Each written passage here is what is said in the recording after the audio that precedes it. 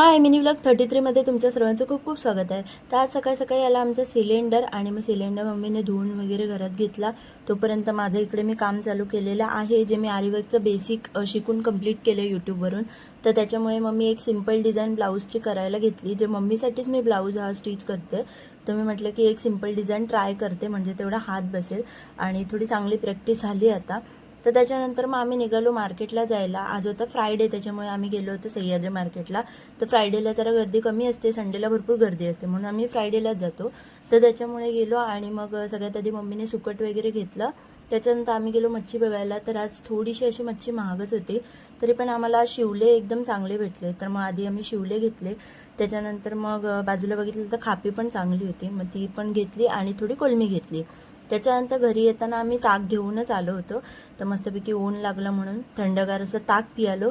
त्याच्यानंतर घेतली ती मच्छी आणली होती ते साफ करायला. पहिला आधी कोलमी साफ करून घेतली आणि जे शिवले होते ते मी म्हटलं की दुपारलाच ठेवून दिले, म्हटलं जेवण वगैरे नंतर ते करलवून ठेवता येतील. तर सगळ्यात आधी कोलमी आणि खापी तर तिने कापूनच दिले होते. हे दोन्ही व्यवस्थित साफ केले, धुवून त्याला मीठ हळद लावून ठेवली. तोपर्यंत मम्मीने इथे मस्तपैकी सुक्या बोंबलाचं कालवण बनवलं. तर याची रेसिपी कालच अपलोड केलेली आहे, शॉर्ट्समध्ये जाऊन बघू शकता.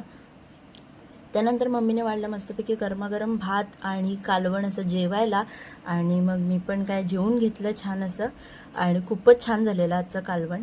त्याच्यानंतर मग मी परत कामाला सुरुवात केली. जो थोडंसं हाताचं काम बाकी होतं ते कंप्लीट झाल्यानंतर हा बघा, हा नेकचा लूक आहे त्याचा, आणि हा एक हात आहे आणि हा दुसरा हात आहे. तर अशा प्रकारे सिंपल अशी डिझाईन मी एक ब्लाऊज पीस करून घेतला ग्रीन कलरचा.